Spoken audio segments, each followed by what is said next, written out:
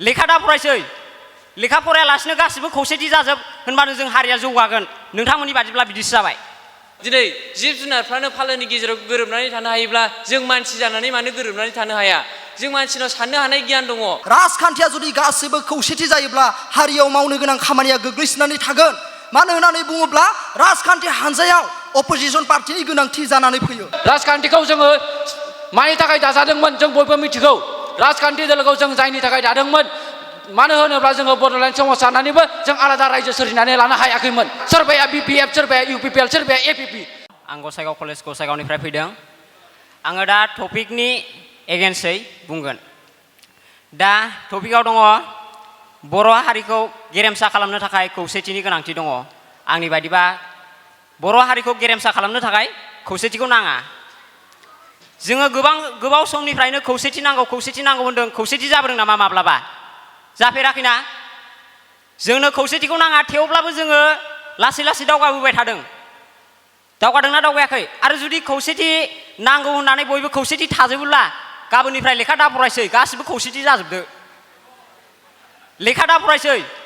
लेखा फरायालासिनो गासिबो खौसेथि जाजोब होनबानो जों हारिया जौगागोन नोंथांमोननि बादिब्ला बिदिसो जाबाय जोङो बर' हारिखौ गेरेमसा खालामनो थाखाय जोंनो खौसेथिनि गोनांथि नाङा जोंनो फरायग्रा फरायगिरि बिथांमोनखौसो नांगौ फिउचारनि स्टुडेन्टखौसो नांगौ जोंनो UPSC एग्जाम लिरग्रा नांगौ जोंनो फालांगि खालामग्रा नांगौ जोंनो JEE लिरग्रा नांगौ जोंनो NEET लिरग्रा नांगौ होमब्लासो जोङो हारिखौहाय गेरेमसा खालामनो हागोन नङाबा जोङो सानफ्रामबो बे खौसेथिनि बाथ्राखौ सानै लेखा फरायालासिनो थाबाय थायोब्ला जाम्बा जानानै जों मा जागोन जों बड'लेण्ड मोनगोन लासै मोनबोगोन गाबोन समफोरनि गेजेराव जाबोगोन जों बड'लेण्डखौ सोर सालायगोन बे जाम्बा जाम्थाया सालायनो रोंगोन नामा बड'लेण्डखौहाय खौसेथिनि बाथ्रा सानबाय थाग्राया आं बिथांमोनाव कुइसन खालामनो लुगैदों नोंथांमोना खौसेथि जायोबा आपग्रेडेसन जाबाय थागोननो नोंथांमोना आपग्रेडेसन जाबाय थादों खौसेथि जानानै जों गाव हारसिंनो जोङो गावबागाव फरायनानै जोङो बर' हारिखौ गेरेमसा खालामनोसै जोंनो राजखान्थिखौबो नांगौ जों राजखान्थिखौ नागारनानै जों मोनसे जयैहाय जोङो थानानैहाय जों बर' हारिखौहाय माब्लाबाबो गेरेमसा खालामनो हानाय नङा मानो होनोबा अपोजिशन आरो रुलिं पार्टि थायो राजखान्थियावहाय सासे रुलिं गभर्नमेन्टआ जों खामानिखौ मावगोन आरो बै अपोजिशन पार्टिया जोंखौहाय बै रुलिं गभर्नमेन्टखौहाय माखासे जानांगौ खामानि मावनो हायै बे बाथ्राफोरखौहाय बुंथिनानै होबाय थागोन अब्लासो जोंनि बे बर' हारिया गेरेमसा जागोन आंनि बुंनांगौआ एसेनोसै गोजोन्थों होखानाय आयदा गेरेमसा बर' माहारि दाफुंनायाव बर'फोरनो खौसेथिनि गोनांथि दं नंगौ थारैनो बर'फोरखौ गेरेमसा माहारि दाफुंनांगौब्ला जोंनो खौसेथि जानांगोन मोनसे समाव गेरेमसा बर' माहारि दाफुंनो थाखाय जों बड'लेण्ड सोमावसारदोंमोन बड'लेण्ड मुभमेन्ट खालामदोंमोन जायनि थाखाय जों गेरेमसा माहारि दानो थाखाय आलादा रायजो सोरजिनो नाजादोंमोन नाथाय दिनै जों आलादा रायजो सोरजिनो नाजानानैबो जों दिनै जाफुंसार खालामनो हायाखै जायनि थाखाय हारिनि बिफा बड'फा उपेन्द्र ब्रह्मआ गावनि जिउखौ बावसोमनो गोनां जादोंमोन दिनैहाय गोबां गेदेमा सुबुंफोरा गावनि जिउखौ गारनो गोनां जादोंमोन गोबां दावहारु जोहोलावजोफोरा गावनि जिउखौ बावसोमनो गोनां जादोंमोन नाथाय दिनैनि दिनाव जों नुनो मोनो बर'फोरा राजखान्थिनि मुङाव गावजों गाव गोरोबलायाखै आलादा जानानै दङ मोननै मोनथाम बाहागोआव बोखावजानानै दङ जों नुनो मोनदों राजखान्थिखौ जोङो मानि थाखाय दाजादोंमोन जों बयबो मिथिगौ राजखान्थि दोलोखौ जों जायनि थाखाय दादोंमोन मानो होनोब्ला जोङो बड'लेण्ड सोमावसारनानैबो जों आलादा रायजो सोरजिनानै लानो हायाखैमोन बैनि थाखायसो जोङो राजखान्थि दोलोखौ जों सोरजिनानै लादोंमोन बर'फोरनि गेजेरावहाय नाथाय दिनै जों नुनो मोनो राजखान्थिनि मुङाव गावजों गाव आलादा जानाय सोरबाया बिपिएफ सोरबाया इउपिपिएल सोरबाया एपिपि नाथाय जों बर' माहारिखौ गेरेमसा खौसे दानोब्ला जोङो खौसे जानांगोन नङाब्ला जों दिनैहाय जोङो गुबुनजों नासयजागोन गादबजागोन जायनि थाखाय जों दिनै राजखान्थि दोलोखौ दानानै लादोंमोन मानो होनोब्ला राजखान्थि दोलोनि गेजेरजोंहाय जोङो आलादा रायजो सोरजिनायाव जोङो खामानि मावनो हायो जायनि गेजेरजों जोङो आलादा रायजो सोरजिनानै लानो हायोब्ला जोंनि बर' माहारिया गावनो गाव अलरेडि मोनसे गेरेमसा माहारि महरै दानानै लाजाखागोन दा दिनै जों मा नुनो मोनो दिनैनि थासारिखौ जों नायनो थाङोब्ला गिखांनाय मोनो समखिखांनाय मोनो गावजों गाव नासयलायनाय गावजों गाव गादबलायनाय गावजों गाव मा एना एनि बेनिखायनो आं सानो आरो आं बुंगोन बर'फोरा मा जोंनो खौसेथि जाथारनांगोन आरो खौसेथि जानांगौब्ला जोङो बर' माहारिखौ गेरेमसा बर' माहारि दानांगौब्ला खौसेया गोनांथार गोनांथिथार बेखिनिखौनो बुंनानै आं दिनैनि बादायलायनायखौ एसेयावनो फोजोबनाय गोजोन्थों आं दायो होखानाय आयदानि सायाव एगेन्स्ट दा मसननि जानानै बादायनो सानदों बे आयदानि आयदायानो जाबाय गेरेमसा बर' माहारि दानो थाखाय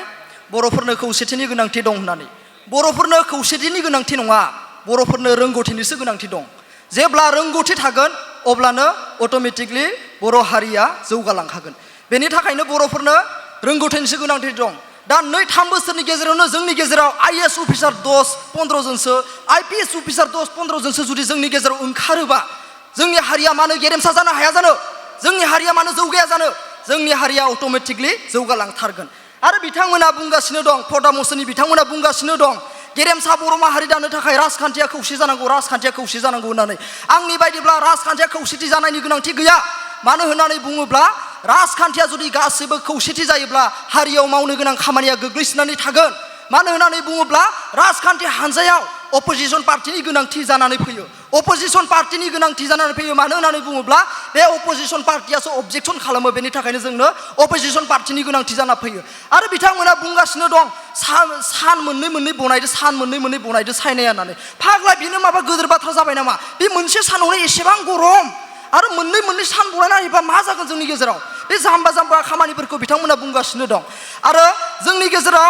बिथांमोना बुंगासिनो दं जोंनि गेजेराव हारिफोरा गोमालांगासिनो दं खौसेथि गैयिनि थाखायनो होननानै जोंनि गेजेराव खौसेथि गैयिनि थाखाय हारिफोरा गोमालाङाखै जोंनि गेजेराव रोंगौथि गैयिनि थाखायसो हारिफोरा गोमालांगासिनो दं मानो होननानै बुङोब्ला बिथांमोननि हारिफोराव जुदि IPS अफिसार IAS अफिसार नांगौ बिबांनि जुदि थानायमोनब्ला बे हारिया गोजोर महरै आरो गेरेमसा महरै जानानै थागौमोन जायनि जाहोनाव बिथांमोना खौसेथि जानो नाजादोंमोन थेवब्लाबो बिसोरो हागौयैयाव बिसोरो गोमालांनो गोनां जादों आरो बिथांमोना बुंदों राभा हारिनि रावा फरायसालिफोराव थिसनजायाखै होननानै बे राभा मानसिफोरनियाव जुदि स्कुल इन्सपेक्टर गिदिर स्कुल इन्सपेक्टर गिदिर प्रफेसार गिदिर जुदि मास्टार ओंखारोब्ला बिथांमोननि हारिनि हारिनि रावा मानो थिसनजागोन दा जोंनि गेजेराव नाय मणिपुराव बुंनो थाङोब्ला मैथै हारि आरो बे कुकी हारि बे मोननै हारिनि गेजेराव दावराव दावसि जानाया दिनैसिमबो जोबनानै थाङाखै बिथांमोना खौसेथि दं नाथाय बिथांमोननि हारियाव रोंगौथिनि बिबाङा खम जायनि जाहोनाव बिथांमोननि हारिया खौसेथि दङब्लाबो बिथांमोननि दावहाया दिनैसिमबो जोबनानै थाङाखै दा जोंनि गेजेराव नाय आमेरिकान इंलेन्ड जापान बिथांमोननि हारिफोरखौ एनालाइज खालामनानै नाय बिथांमोना गोबां रोंगौथि बिथांमोना खौसेथिनि गोनांथि गैलाया बिथांमोना साफा गावनो रोंगौथि आरो बिथांमोना बुंदों जे जोंनि गेजेराव राजखान्थि बिथिङाव जुदि खौसेथि जायाब्ला गुबुन हारिनि राजखान्थि लिडारफ्रा हाबसनफैगोन होननानै जोंनि गेजेराव रोंगौथिनि बिबाङा थायोब्ला बिथांमोना जोंनि गेजेराव बोरै हाबसनफैनो हानो जोंनि बर'नि गेजेरावनो जुदि अपोजिशन पार्टि थायोब्लाबो जोङो रोंगौथिखौ देखायनानै अपोजिशन पार्टिफोरनो जुदि जोङो रोंगौथि महरै बर'खौनो सायख'नानै होयोब्ला जोंनि बर' हारिया मानो गेरेमसा महर जानो हाया जानो दा आंनि बुंनायखौ एसेनो फोजोबनाय जाबाय जय बर' माहारिनि जय बर' बिमानि गोजोन्थों दिनैनि बे बाथ्रा बादायलायनायाव आं पर्दा मसनाव बुंनो सानदों गेरेमसा बर' माहारि दाफुंनायाव बर'फोरनो खौसेथि गोनांथि दङ दायो आं बेयाव बुंनो सानदों जोंनो खौसेथि नांगौ बर' हारिखौ गेरेमसा महरै बुहुमाव जोङो सिनायथि होनोब्ला जोंनो खौसेथिखौ नांखागौ खौसेथि गैयाब्ला जों बर' हारिखौ बोरै गेरेमसा महरै जोङो सिनायथि होनो हागोन जोंनि गेजेराव दिनै गावजों गावनो एना एनि दानलाय सुनलाय बायदिखौ जों नुबाय थानो मोनो जुदि जों बिसोरखौ दोनथ'नानै जोङो खौसेथि जानायमोनब्ला जोङो दिनै गेरेमसा महरै बुहुमाव जोङो थांनानै थानो हागौमोन बा जोङो दिनै गेरेमसा महरै जों बुहुमाव जों सिनायथि मोननो हागौमोन दिनै जिब जुनारफ्रानो फालोनि गेजेराव गोरोबनानै थानो हायोब्ला जों मानसि जानानै मानो गोरोबनानै थानो हाया जों मानसिनाव साननो हानाय गियान दङ जोङो बे गियानखौ लानानै जुदि जों खौसे जानानै जोङो हारिनि थाखाय खामानि मावलाङोब्ला जोङो मानो आलादा रायजो सोरजिनो हायैनि मोन्थाय दं दिनै तेलेंगा रायजोआ 1960 मायथाइनिफ्राय दिनै बर'जों समान बिसोरो गावसिनि हारिनि थाखाय आलादा रायजो सोरजिनायनि थाखाय बिसोरो गोबां हाबा मावबोदोंमोन नाथाय दिनै बर'लेण्ड मानो सोरजिनो हायाखै जोंनि गेजेराव जोंनि खौसेथि गैया जुदि जों खौसेथि जोंनि ब्रेनजों जोङो साननानै जुदि जों खौसेथि खामानि मावबोनायमोनब्ला जोंबो बै तेलेंगा रायजो बायदि जोंबो बड'लेण्ड रायजो सोरजिनो हागौमोन दिनै एसे सिगाङावसो बुंलांदों सासे ब्रादारा प्रनिताजों स्टेजाव गाखोफानानै मोसाफानानै दिनै माबा मोना देरहानो हादों नामा होननानै बुंदों बिथाङा दिनै बिनो बिथांनो जोङो मोसानायखौ नुनानै दिनै मबाइल ससियेल मिडियायाव मानो भट बिदों बिथाङा जुदि बे भट बिनायाव जों होआमोनब्ला बे देरहागौमोन नामा मानो भट बियामोन बेलाय भट बिनायनि जाउनावसो दिनै बियो देरहादों दिनै बर'फ्रा खौसे जानानै बेनो भट होनायनि जाउनावसो बियो देरहादों जुदि जों खौसेथि गैयामोनब्ला बे देरहानो हागौमोन नामा बेनिखायनो जोंनो बर' हारिखौ जोङो गेरेमसा माहारि महरै दानो थाखायब्ला दानो नाजादोंब्ला जोंनो दिनै खौसेथि गोनांथि नांगौ आंनि बुंनांगौआ एसेनोसै गोजोन्थों आंनि मुङा श्री बनजित ब्रह्म आं बड'फा उपेन्द्रनाथ ब्रह्म फरायसालिमा दतमानिफ्राय दिनैनि बे बाथ्रा दान्थेलायनाय हाबाफारियाव आंबो बाहागो लादों आयदा बायदियै दङ गेरेमसा बर' माहारि दाफुंनायाव बर'फोरनो खौसेथिनि गोनांथि दं नाथाय आं बुंगोन गेरेमसा बर' माहारि दाफुंनायाव बर'फोरनो खौसेथिनि गोनांथि गैया लोगोफोर दा जोंनो गेरेमसा बर' माहारि दाफुंनायाव जोंनो बर'फोरनो दिनै जोंनो सोलोंथाइनि गोनांथि दिनै जों सोर बर' लाइमोनफोरा दिनै जोङो सिक्स शिडिउलनि सोमोन्दै मिथियो दिनै जों लेखा रोङा दिनै जों लेखाफोरखौ मोजाङै गोसो होआ मोजाङै बुजिया दिनै बिनि थाखाय जों दिनै सिक्स शिडिउलाव दिनै मा लिरनाय दं मा लिरनाय गैया बेखौ मिथिया दिनैनि जोंनि लाइमोनफोरा दिनै मिथियो लाभनि दिबाना लाभनि दिबानि बेखौल' मिथियो बिनि थाखायनो बिसोरो दिनै जोंनि बर' हारिखौ गेरेमसा दानायाव दिनै बिथांमोना खौसेथि जानांगौ बुंबाय थायो नाथाय खौसेथि जानानैल' मा गेरेमसा बर' माहारि दाफुंनो हानो नों जेबोखौनो रोङाब्ला दिनै खागज मोनसे लेखा मोनसेयाव नों दिनै साइनखौनो होनो रोङाब्ला अब्ला नोङो मा जोङो गेरेमसा बर' माहारि दानायाव जोङो मा गोनांथि होनो हानो दा जोङो राजखान्थिनि बिथिङावबो जोङो नायोब्ला जोंहा